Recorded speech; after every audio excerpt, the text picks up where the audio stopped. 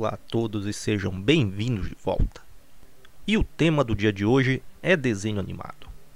Está no ar mais um episódio de História Revista.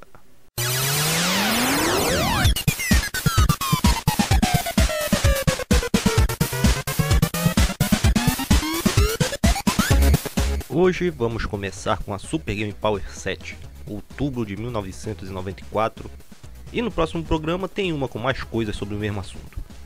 Na capa temos o Diabo da Tasmânia e dentro da revista fotos do filme do Street Fighter. Também tem Road Rash no 3DO, o Jaguar ganhou um CD e um super concurso que vai dar como prêmio uma TV, um rádio e um videocassete. Vamos ver as notícias do dia em que a tecnologia dá o tom dos lançamentos do fim do ano. O primeiro é sonoro. É um Mega Drive que vinha com parte de um rádio que a parte de CDs servia também para rodar o Mega CD. Um lançamento limitado no Japão que vinha com o controle de 3 botões e é uma das peças mais raras de achar por aí. Custava $450. Hoje com certeza custa muito mais. O Neo Geo vai receber Samurai Shodown 2. É um jogo que eu acho que é a segunda ou terceira vez que falamos dele só nesse ano. São mais de 200 MB de memória que foram muito bem usados. O 3DO, ele tem o aviso de que vão lançar no futuro próximo o acelerador M2, que já sabemos que não deu em nada. Contamos isso em detalhes naquele outro episódio da primeira temporada que me fugiu o número, mas tá lá. Se tiver um link aí na tela, é o desse episódio, mas duvido. O Jaguar CD chegou e é um colírio. Ele tem um programa que faz imagens coloridas de acordo com a batida da música. É capaz que aqui eles tenham feito os melhores gráficos de toda a história do Jaguar. E o Saturn ganhou uma roupa nova para as festas do fim do ano. Prata escuro. É bonito, mas o resto é a mesma coisa. E o que tem de preview? Art of Fighting 2 no Super Nintendo. Fizeram um bom trabalho nesse jogo. Yu Yu Hakusho no Mega Drive. É o mesmo que a Tectoy lançou alguns anos depois, só que dessa vez traduzido em português. Super Campeões 5, mais um futebol RPG dessa série, ela já era bem longa. Tem esse e vai ter um pro Mega CD também aqui na outra página. Esse está mais parecido com o do Nintendo em vez do Super Nintendo, que eles mudaram a visão do jogo para uma que era mais próxima do futebol tradicional. Ao seu lado tem o Pretty Fighter, luta só com mulheres que tem no meio estudante, enfermeira, judoca, o tipo de coisa que vai fazer a festa de carinhas de 12 anos. Também de luta Virtua Fighter no Saturn. Vai chegar em dezembro. Meio óbvio, mas era bom marcar o território e não deixar dúvidas. A mesma coisa vale pro Daytona, que levou mais tempo para ser convertido, mas eventualmente ele chegou lá. Ao lado, Alien Soldier da Treasure, o mesmo pessoal que fez o Gunstar Heroes. Mais uma vez um tiroteio de primeira. Depois no Mega CD, lançamento da Konami, Lethal Enforcers 2 levou o tiro com gráficos digitalizados pro Velho Oeste. Era bem legal, mas um tanto repetitivo. E depois desse só tem clássico. Começando com Shaq Fu nos 16-bits, dispensa comentários. Quem teve sorte de viver nos Estados Unidos durante esse tempo, pôde comprar o jogo no seu lançamento e conseguiu levar de casa como um brinde um CD com algumas faixas do CD de rap que ele gravou nessa época. É uma coisa que temos que reconhecer, levando em conta as tranqueiras que a gente tem hoje em dia, o Shaq não era um rapper muito ruim não. Agora estamos todos no aguardo daquela sequência em 3D que fizeram o Kickstarter há alguns meses. Embaixo tem mais um de luta, Supreme Warriors, jogo-filme da mesma Digital Pictures que fez aqueles outros de ação e de luta. Acho que tem por aqui pelo YouTube um making of desse jogo que foi uma super produção se compararmos com os outros. Mais luta é o Super Street Fighter Turbo no 3DO, uma ótima conversão que deve ter sido difícil no começo por conta daquele controle que só tem 5 botões. Depois eles fizeram um de 6 que era tudo enfileirado, que funcionava bem melhor, mas como alternativa eles fizeram um adaptador para usar o controle do Super Nintendo. Ainda no 3DO, o seu mascote Jax e todas aquelas promessas. Ele cumpriu, mas não foi o bastante para mudar o destino do 3DO. Para o Super Nintendo vem o Indiana Jones, na verdade toda a trilogia num jogo só que ficou muito bom. É obrigatório, assim como tem aqui do lado um outro explorador, Pitfall e a Aventura Maia. Um dos melhores gráficos do Super Nintendo, em especial a sua animação dos personagens, que é o que realmente vende esse jogo. E está de acordo também com o Pitfall do Atari, que no seu tempo também teve gráficos inovadores. Falaram muito de como a sua movimentação era realista, para ver como eram as coisas.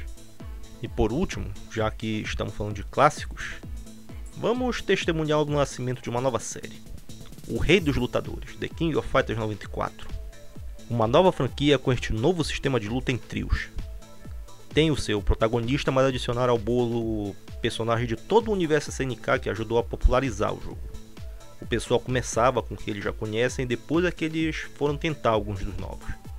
Até mesmo que tinha de novo na jogabilidade não era muita coisa, não era nada que o cara ia passar dias para aprender. Era aquele desvio pro fundo da tela, um golpe forte que derruba, carrega a barra. Todo o resto ainda ficou exatamente como era nos jogos anteriores. O pessoal da Fatal Fury, por exemplo, podiam todos andar para frente quando estavam abaixados, e os comandos dos seus golpes ainda eram aqueles esquisitos de que começava com a seta para baixo e vai até diagonal para cima. E os especiais também eram todos os mesmos. Ainda era tão a mesma coisa que até onde consigo me lembrar, quase ninguém apareceu com algum golpe novo, nem mesmo um movimento novo ou vozes novas. E faltava também um balanceamento maior entre os personagens de jogos diferentes, que a diferença de força entre eles era absurda. E também é meio que um defeito os times serem pré-determinados. Isso mudou quando chegou o remake de 2004 que acrescentaram isso. Altamente recomendado. Tenho a leve impressão de que já falei essas coisas naquele vídeo dos 5 jogos que marcaram minha infância. A história é que eu tô falando do mesmo jogo, do King of Fighters 94, é claro que eu vou falar a mesma coisa. Ainda no tempo dos previews tem um outro lançamento muito importante nessas mesmas páginas. Sonic Knuckles, a metade que faltava do Sonic 3. Vamos recordar o que foi falado lá no começo da segunda temporada, em que uma notícia falava que a versão japonesa do Sonic 3 teria mais memória. Na verdade, é que quando ele foi imaginado, o Sonic 3 seria um jogo muito maior, mas por diversos motivos ele foi dividido em dois. Daí que o Sonic Knuckles veio trazer o que faltava e deu ao mundo a tecnologia Lock-On, em que um cartucho era acoplado ao outro para fazer um jogo maior. Se fosse o Sonic 2, nós temos o mesmo jogo, mas agora com o Equidna. Aqui no 3 nós temos o jogo completo, com as fases dos dois formando a história completa e que o Sonic Knuckles não salvava. E que aí ele podia salvar finalmente. Mas como o meu Sonic 3 não salvava, eu tive que jogar por 5 horas seguidas para ir o jogo inteiro e fazer o 100%. Que beleza. No caso do preview de hoje nós vamos ver só mesmo o que teve na expansão, cuja grande novidade foi poder jogar com um novo personagem e bota novidade nisso. Ele tem o salto mais baixo, mas tem a habilidade de planar e escalar paredes. E com a sua força consegue abrir caminho e seguir por partes que o Sonic não vai.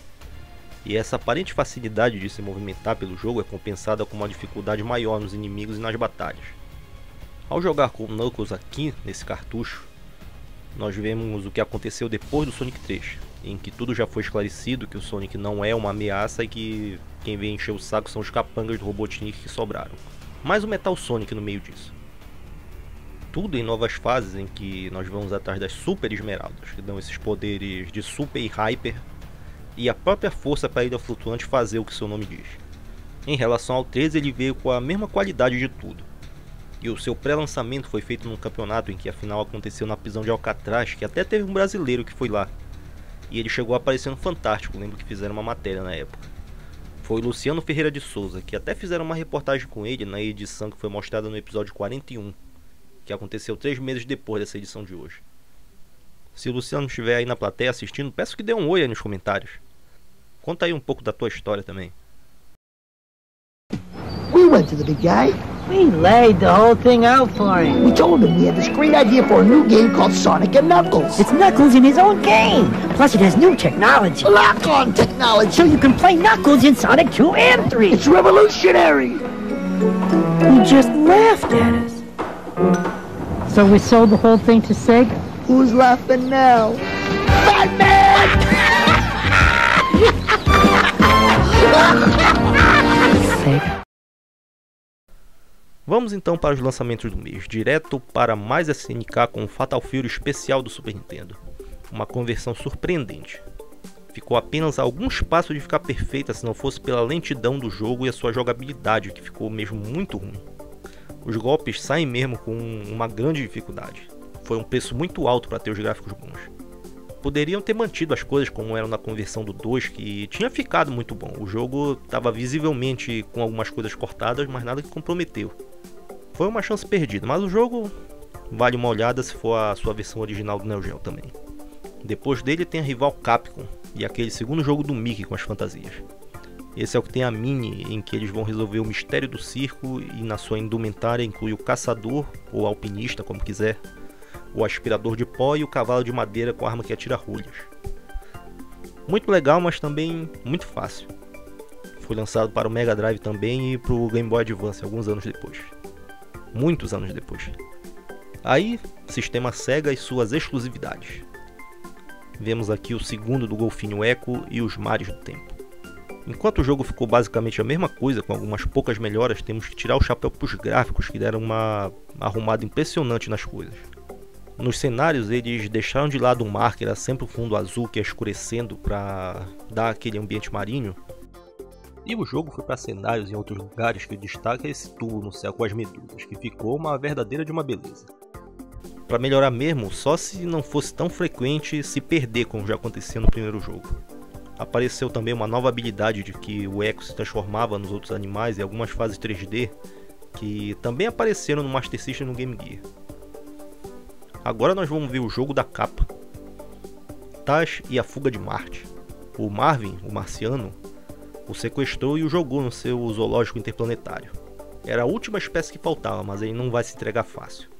Através de várias fases divididas em subestágios, aparecem vários personagens que lembram de episódios mais antigos do Pernalonga. No mais, ainda está muito parecido com o primeiro, só que com as coisas melhoradas e mais agradável de se jogar.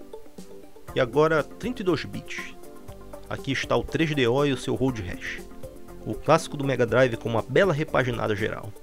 Cenários em 3D, motoqueiros de gráficos digitalizados e filmes que não acabam mais. O que ficou esquisito foi qual devia ser a identidade do jogo. De um lado nós tínhamos os filmes e as pessoas realistas, mas quando era a parte dos menus todo mundo era ilustrações que eram caricaturas.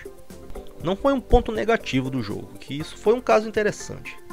Nesse tempo tiveram muitos jogos do 3DO e do Jaguar que era só aparecer e ganhava nota máxima automaticamente. E o Road Rash foi um pouco dividido porque já tinha bons antecedentes e ele prometeu aqueles gráficos que eram as artes conceituais, esperavam que o jogo ficasse aquilo mesmo. Só que até o seu lançamento, em nenhum preview eles mostraram o verdadeiro gameplay. E todo mundo foi lá e escreveu que foi uma decepção e que desse jeito ficou ruim, mas no mínimo ele era tão bom quanto qualquer um do Mega Drive. E uma coisa importante também foi que nesse jogo do 3DO eles começaram com a coisa da trilha sonora ter música de bandas de verdade. E isso era uma das poucas coisas que dava para melhorar de verdade no Road Rash. Nesse daqui eles começaram com Soundgarden e Therapy, não tinha mesmo como errar. Depois foi lançado para PC, PlayStation, mas aparentemente a do 3DO foi a melhor mesmo. Daí tem o Flipper, agora com Daytona, clássico absoluto. É de corrida da Sega e só com isso não precisa falar mais nada. Ficou na medida certa entre o estilo arcade e simulador e dava aquele desafio de correr mais uma vez e tentar melhorar o desempenho na sua pista favorita. Uma coisa que nunca foi bem explicada no Daytona e de outros jogos de corrida é que existiam modos mais longos. No caso desse aqui era uma configuração que tinha aí nas opções da máquina, uma coisa que só o dono dela pode fazer.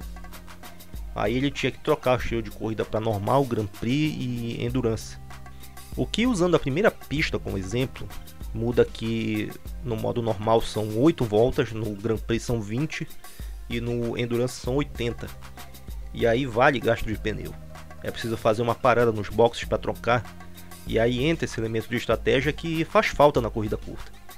É uma coisa que está lá, mas que foi muito pouco usado. Para mais informações, veja lá o episódio que o link deve estar aí na tela, que teve aquele tiratema entre o Daytona do Saturn contra o Ridge Racer no PlayStation 1. Os dois jogos foram analisados a fundo. Aqui está a seção golpe final, onde sempre tem jogos de luta. E aqui fizeram mais uma vez aquela história de lista dos fatalities do Mortal 2 com explicações de distância, o que significa legenda e muitas fotos com os ataques e os resultados. Isso foi uma coisa que imagino que quem colecionava a revista ficou de saco cheio de ver todo mês. O pessoal que comprava uma ou outra revista de vez em quando tinha exatamente o que precisava, mas era difícil chegar lá com a sua revista nova, tirar do plástico e aí mais uma vez dar de cara com essa história de sempre. Acho que é por causa disso que até hoje eu sei de cabeça todos os fatalities do 2. E isso pra mim foi uma coisa que eu achava que era uma patifaria, porque se nós formos olhar algum outro episódio que também teve uma lista de fatalities do Mortal 2, tá tudo a mesma coisa. Tá tudo escrito do mesmo jeito, eles usam as mesmas fotos, a diagramação é a mesma, e o pior é que é aquilo de novo. Eles pegaram tudo da revista Game Pro, a revista americana, só fizeram traduzir para português e pronto. Então só fica registrado mesmo que aconteceu mais uma vez nessa edição. Vamos continuar aqui. Seção de esporte. Começa com o Elite Soccer, a continuação do Strike, aquele clássico do Super Nintendo. Melhorou onde dava para melhorar, mas acabou passando em branco. Pouca gente viu, pelo menos, que ele foi lançado. Ele acabou esquecido e não ajudou também que chegou o Superstar Soccer logo depois. Ao seu lado tem o Copa do Mundo 94 do Sega CD, que foi uma das 20 versões que o jogo teve e que continua a mesma coisa. Divertido, um pouco complicado quando está dentro dos menus, o resto é igual. Ao seu lado vamos encontrar também no Mega CD o Fórmula 1 Beyond the Limit, também conhecido como Heavenly Symphony, a Sinfonia Celestial, o seu jogo mais realista até o momento e cheio de filmes da temporada anterior. Como simulador já se esperava um jogo mais difícil, mas o que fizeram mesmo foi que quando chega uma pista que tem muitas curvas, esse jogo vira uma grande bagunça. É muito fácil ir para fora da pista e voltar é a pior parte de todas. Um bom jogo, mas tem esse porém. E antes de ir para a seção de notícias de computador, nós temos que mostrar essa promoção da Tectoy, que no caso aqui tem um resultado, que foi uma coisa muito interessante. Eles fizeram esse concurso que era para mandar um desenho relacionado a futebol. E os vencedores ganharam uma versão exclusiva do Super Futebol 2 do Master, que eles colocaram o seu desenho como tela de apresentação do jogo. E também tiveram outros brindes. Nessa edição tem esses 3 nomes com essas imagens. Se algum de vocês estiver aí do outro lado da tela, por favor, conte como foi que isso aconteceu e se fizeram mesmo isso de colocar a tela de apresentação no jogo. E também se vocês ainda têm esse jogo aí no meio das suas coisas. Seria interessante se essas versões virassem ROMs para emuladores, quem sabe. Vamos continuar. Seção de PCs tem a Apple e a câmera digital. $750 para salvar 32 imagens em baixa definição. Se for em alta, são 8 fotos. Uma linha de câmeras que continuou até 97. Jogos de luta caseiros. Essa empresa chamada Wavefront vai lançar o GameWare, ferramenta para criar jogos em casa. Vai custar apenas $15.000 a versão Lite e $30.000 a profissional. E era o programa oficial que eles usavam para fazer os jogos do Jaguar. Era isso ou então esperar alguns anos até inventarem o Mugen e o Beats of Rage. Depois disso, chegamos a um momento muito esperado. As primeiras imagens do filme do Street Fighter. Poucas dessas fotos realmente são do filme, parecem mais os chamados estilos promocionais que eles fazem na hora da filmagem. Não são necessariamente capturas do filme, como ele ficou. E no meio tem até umas de bastidores. Puxando pela memória, não consigo lembrar, por exemplo, de nenhuma dessas cenas serem mostradas desse mesmo jeito que estão nas fotos. E até onde me lembro também, em nenhum momento a Chun-Li apareceu usando uniforme de soldado como nessa foto. Ou essa explosão de barco durante a noite, alguma cena cortada ou então alguma coisa que apareceu nos noticiários ou alguma coisa que foi descartada ou que não prestou mesmo. No fim das contas, todo mundo sabe no que foi que isso deu. Nós tocamos no assunto desse filme, então é hora de fechar o episódio antes que ele venha a causar mais estragos por aqui do que aquela explosão lá que custou uma grana preta e acabou nem sendo usada. Essa foi a Super Game Power 7 com o Diabo da Tasmânia e a sua fuga de Marte. Semana que vem tem uma ação games com mais jogos de desenhos e essas coisas. Hora do joinha lá e comente e compartilhe também para dar uma força. Tem links aí embaixo para contato e as nossas redes e o tradicional agradecimento por nos sintonizar novamente. Fica um abraço a todos e até a próxima.